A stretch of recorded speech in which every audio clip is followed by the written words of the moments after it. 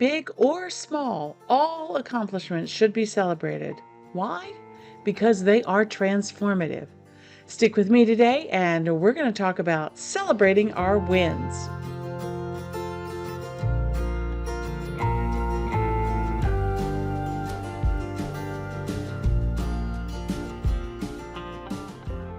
Well, hi everyone, I'm Crystal from A Crystal Clear Life, where we focus on planning, simplifying, and living a more organized life. And for those of you who are new here, welcome. And if you're not, welcome back. It's always good to see you. Celebrating those wins. Why should we do that? Well, they are transformative in many, many ways. They can be encouraging, to have that item in your box and check it off and yay, I did that. They can help build your self-esteem, and that's always important.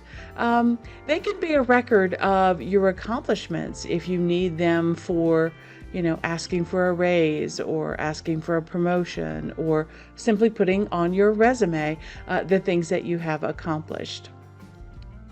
It's, so satisfying even to have a small step done. Let's say you have a big project that you're working on and you even get a small step done and you're able to check that off. That's encouraging. And I don't know about you, but for me, it helps break up that procrastination that sometimes I find myself in, because in my head, I psych myself out that this project is too big. It's too big. I can't do this. But if I can break it down into small steps, and then as I accomplish one of those small steps, I check it off, and that is motivating to me, and it moves me forward on that big project. And then that's how I'm able to get them done. And if you've been following me for any time on this channel, I've been pretty successful at getting my projects done. They may take me a while because many of the things that I talk about here on this channel are bigger projects, and that's okay. What I want to show you how to do is to take those big projects and break them down into little steps that you can add to your weekly or daily calendar, get those done, check them off, and feel that sense of accomplishment. All right. I track my accomplishments. On my weekly spread, you'll see a little box down in the corner that I call weekly wins or celebrate the wins. And as part of my weekly review every week, I make sure that I go down and I add in that box the things that I have actually been able to accomplish for that particular week. Sometimes I even record them as they occur throughout the day or throughout the week. If something good happens and I have a moment at the end of the day, I will record it in my weekly wins box, which again is motivating to look down there the next morning and say, yep, I got that done yesterday. I can do the next step today. If you're in the business world, there are lots of reasons why you might want to track your wins or your accomplishments.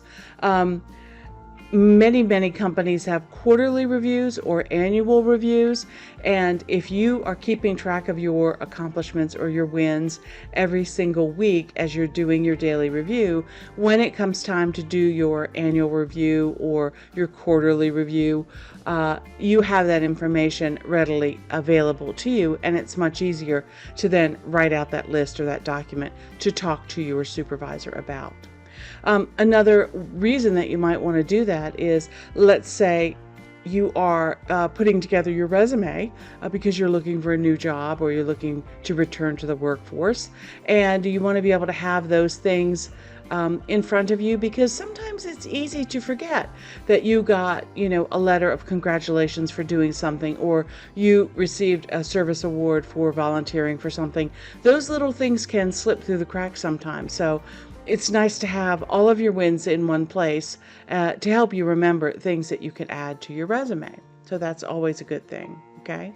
Maybe you're somebody who's very happy in your job and you're actually very motivated to want to try more things, to take on more assignments. So having a list of wins or accomplishments is something that you can have if you go and talk to your supervisor about wanting to start a new project or be on a project team. Maybe you're also asking for a raise and you have this list of accomplishments to back up everything that you've done for the company, and that's part of your information about why you think you deserve a raise. All of those things are good. And sometimes just having those weekly successes or those weekly wins or those accomplishments in the front of your mind is kind of nice, not only in your personal life, but in your business life. If you happen to meet another team lead or another teacher or another administrator in the building that you're working in, and they say, "Hey, how's it going?" or "How's that project going?" You don't have to stop and think about how that project's going, because you've been on top of it. Within the last 5 days or so, you have taken a look at how that project is going. You know what those wins are, and you could say, "Hey, man, this project's going great. I've done this, this, and this, and we are well on our way." That not only feels good for you as a person talking about the accomplishments that you've made, but it also leaves the impression with other people that you are on the ball, you know what you're doing, and you are somebody that they can look to for help in the future. All of those things are great for your professional life and for your personal life. As a retired teacher, I no longer need to fill out my annual performance review or set goals for myself relating to my professional life. But who knows, there may come a time in the future where I want to apply for a new job, and having these wins and skills under my belt to put on my resume might be a good thing. I've always wanted to be a children's librarian. Maybe that's my next career goal. I don't know. And I've always thought that Sesame Street needed a librarian as well. Maybe I could be the Sesame Street librarian.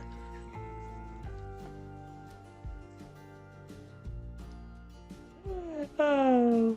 Anyway, even though I don't have things that I need to do like that, the reasons are still the same for me. It's encouraging for me to get up every morning and look at my calendar and know that I have accomplished things. Because as a retired person, some days your days can roll one into the other, and you tend to forget what you did the day before, what you had for lunch the day before. When's the last time I fertilized my garden? So anyway, having these things written down is a good thing. So what I'd like to do today is I'd like to take you in and show you how I record my weekly wins on my weekly pages, and then how I track them long term, so I kind of have a year at a glance. So let's turn over to the computer and let me show you how I am tracking my wins.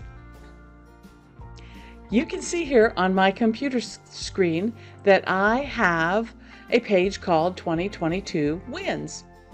And what I have done is I have simply taken the information from my weekly review, from my weekly planning page, and I have copied it and pasted it into this page.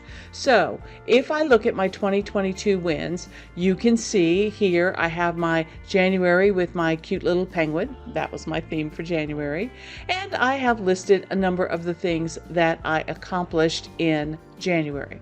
I made it up to 200 subscribers, and I was very happy about that.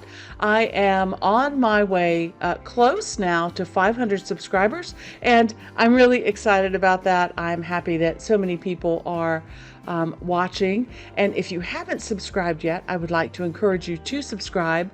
YouTube seems to share my videos more with people the more subscribers that I have. So subscribing is free, doesn't cost you anything. All you have to do is click on that red button that says subscribe, or the little kitty cat that's in the corner of my screen over here that's curled up napping. And when you subscribe, you can also be notified for any future videos that I put out. And I appreciate everybody who has subscribed so far. And if you're watching and haven't subscribed, please think about doing so. It really helps build our community. Okay, so back to my wins. I have February's wins here in the middle. I have lost 5 pounds in the month of January and February, so that was exciting to me. And I started working on that big quilt. I set up an Instagram account in February.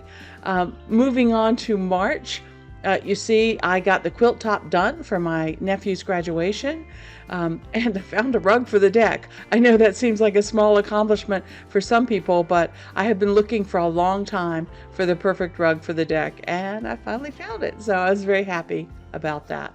Got some painting projects done in the house as well. So all of that really makes me feel good. Okay. All right. Then we get down to April. Again, I have my little April title there with my theme. I talk about the videos that I got released. My husband and I went on a quick weekend trip to celebrate my birthday. Chris's quilt looks great. I can't wait to give it to him. It's all finished and ready to go. And birthday celebrations happen throughout the month because April is my birthday month. Moving into May, I was able to get the quilt bound. Was able to have lunch with a few friends. I was able to launch the yard sale project that I was doing for church and to get some of those things done. This is one of the first big events that I've done for the church in a while. So it felt good to have all of that laid out and ready to go. Okay. So I wanted to show you now that you kind of see how I have this list going. I wanted to show you how I bring that information from my weekly pages into this year-long page. Okay, so I've done most of May. I'm going to start with June. Okay, so here in my first week of June, you see that this is just my normal weekly calendar, but down here in the corner, I have my weekly wins. Right here on my weekly wins, you can see I just put a Post-it note sticker behind this to make it cute. Just to add some, cuteness to my planner.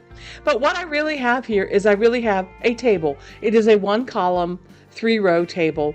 And I have things that I accomplished for that particular week. So all I do here, this is during my weekly review process. I'll go in here and I will highlight that table. I will copy it and I will take it back to my year-long wins page. Okay, I don't want to put it with May, so I'm going to start a new column over here and I'm going to paste that. And there are my wins. Now, if I go in here and I hit enter, that's going to give me a blank space at the top so that I can put my June. Oh, let me grab that real quick. Up and over. I just do this just so that I have a memory of what the what the title page looked like for that year. Back to year long. I'm going to come over here and I'll go in the top and I will paste it. There, I can make it smaller if I'd like and take out these extra spaces. Line this up here like everything else. There we go. I can make it wider if I want. And there's no color in this one because for June, I'm not adding color to my, my table. So I'm just going to leave it white. That's absolutely fine with me. Let's go back and look at the second week. Okay, so here are my second week wins. Let's go ahead and do the same thing. Copy those. Take them back to my year-long section of my planner. And we will paste those in as well. And there they go. So you see, I'm building a list of all of the accomplishments that I have made so far in June.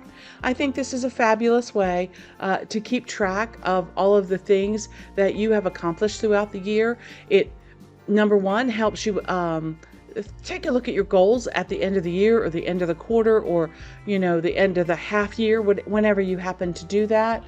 You can go back and easily check off the things that you've done. It also helps when you sit down to think about what your new goals might be. Maybe you're somebody who creates new goals every quarter, or maybe you do that every year. This will help you see what you were able to accomplish and to help you establish those new goals as well. Well, anyway, I just happen to think that keeping track of your accomplishments is a wonderful thing, and I just wanted to share with you how I do it, and hopefully you will start keeping a list of all of the things that you accomplish too, because it certainly does motivate me, and it certainly does make me feel good about what I'm doing, and I think that it might do that for you as well. Anyway, here's hoping that you can live a more simplified and organized life through better planning. I happen to use OneNote. Until next time, okay, bye. Why is it every time I film, there are storms in the air? I'm starting to get a complex.